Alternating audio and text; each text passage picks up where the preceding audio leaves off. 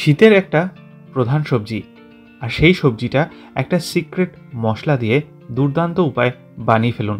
আজকের রেসিপি সেটাই। নমস্কার, কুইজিনিয়া চ্যানেলের পক্ষ থেকে সকলকে জানাই সাদর আমন্ত্রণ।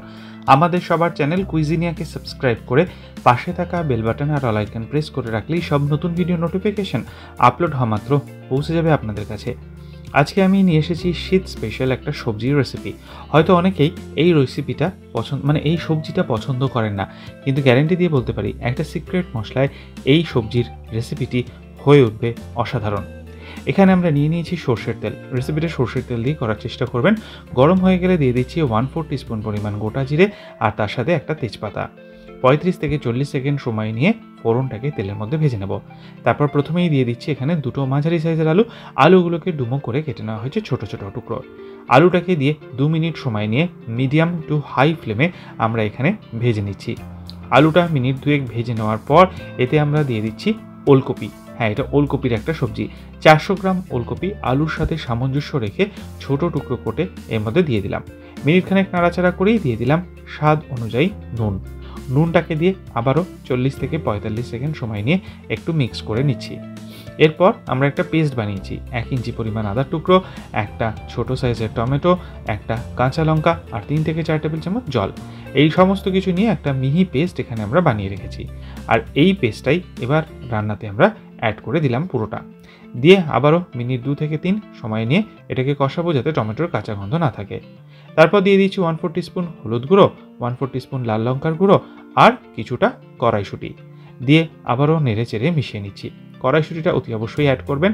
শীতের একটা আলাদা মাত্রা এনে দেওয়া এই সবজিটায় কিন্তু ইউজ করা দরকার। এবার যেরকম বললাম একটা মশলা, তার জন্য 6টা শুকনো লঙ্কা আমরা প্রথমে একটা তাওয়ার মধ্যে ভেজে নিয়েছি। শুকনো লঙ্কাটা মিনিট 3 সময় নিয়ে একটু ভেজে নেব মিডিয়াম টু হাই ফ্লেম করে।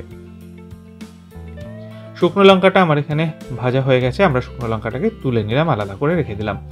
এবার এখানে আমরা নিয়ে নিচ্ছি 4 টেবিল চামচ পরিমাণ গোটা ধনে।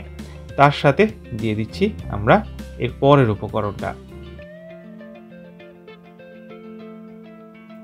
এরপর দিয়ে দিচ্ছি এখানে 2 টেবিল চামচ পরিমাণ গোটা জিরে, অর্থাৎ ধনের থেকে জিরেটা হচ্ছে অর্ধেক। দিয়ে এবার এটাকে আমরা মিনিট 2 সময় নিয়ে একটু টেলে নেব শুকনো খোলায়। দেখবেন যেন পুড়ে না যায়। মিডিয়াম ফ্লেমে কিন্তু এটা কাজটা করবেন। একটু ভালো করে যখন সুন্দর গন্ধ বেরোতে শুরু হবে, আস্তে আস্তে মনে হচ্ছে, সেই পর্যন্ত কিন্তু এটাকে আমরা ভেজে নেব। আর এটা আমাদের ভাজা হয়ে গেলে এটাকে আমরা সেমভাবে কিন্তু নামিয়ে রেখে দেবো।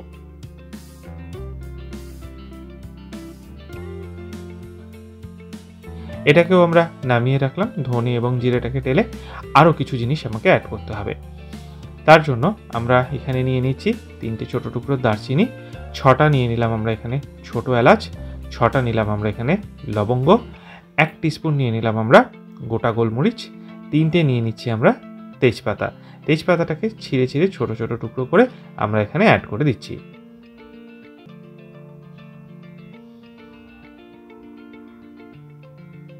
এবার এটাকেও আমরা মিনিট 2 থেকে 3 সময় নিয়ে মিডিয়াম ফ্লেমে ভালো করে মুচমুচে হওয়া পর্যন্ত ভেজে নেব। যখন দেখবেন যে তেজপাতাগুলো বেশ সুন্দর মুচমুচে হয়েছে, ধরলেই সুন্দরভাবে গুঁড়ো গুঁড়ো হয়ে যাচ্ছে, একদম তখন বুঝবেন কিন্তু এটা ভালো মতো আমাদের টেলে নেওয়া হয়ে গেছে। এটাকেও আমরা থালার মধ্যে নামিয়ে রাখলাম। আর সমস্ত মশলাগুলোকেই কিন্তু আমরা এবার ভালো করে ঠান্ডা করে নিয়েছি। ঠান্ডা করে নিয়ে তারপর কিন্তু এটাকে আপনারা মিক্সির জারের মধ্যে ভরে নেবেন পুরোটা। আর মিক্সি জারে ভরে নিয়ে তারপর এটাকে আমরা গুঁড়ো করে নেব। অতি অবশ্যই কিন্তু এটা ঠান্ডাটা আগে করে নেবেন। আর এই মশলাটা কিন্তু যে কোনো নিরামিষ রান্নায় আপনারা যোগ করতে পারেন। আলাদা একটা মাত্রা কিন্তু এই মশলাটা এনে দেয়, এটা একদম কিন্তু সঠিক কথা। এবার ভালো করে এটাকে মিহি করে গুঁড়ো করে নিচ্ছি। ঠিক এরকমভাবে একটু থেমে থেমে গুঁড়ো করবেন, তাহলে দেখবেন খুব সুন্দর করে কিন্তু এটা মিহি হয়ে যাচ্ছে। দেখুন, ঠিক এরকমভাবেই কিন্তু আমরা মশলাটা বানিয়েছি।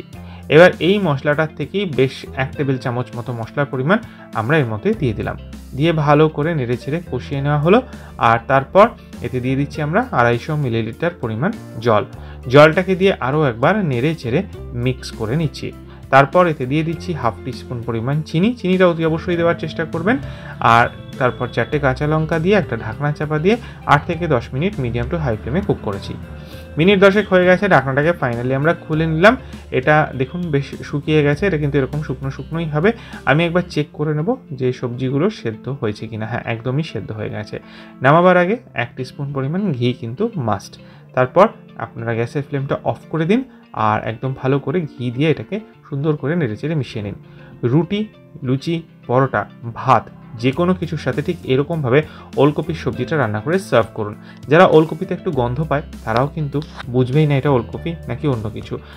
খেয়ে বানিয়ে আমাকে বলুন কমেন্টে কেমন লাগলো। ভালো লাগলে লাইক শেয়ার করতে ভুলবেন না যেন। যারা এখনও চ্যানেল কুইজিনিয়াকে সাবস্ক্রাইব করেননি, অনুরোধ করবো চ্যানেলটাকে সাবস্ক্রাইব করে এই পরিবারের সদস্য হয়ে যাওয়ার জন্য।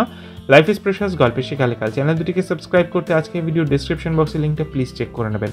সবাই ভালো থাকবেন, সুস্থ থাকবেন। দেখা হবে পরের রেসিপি নিয়ে। আজ এ পর্যন্তই, নমস্কার।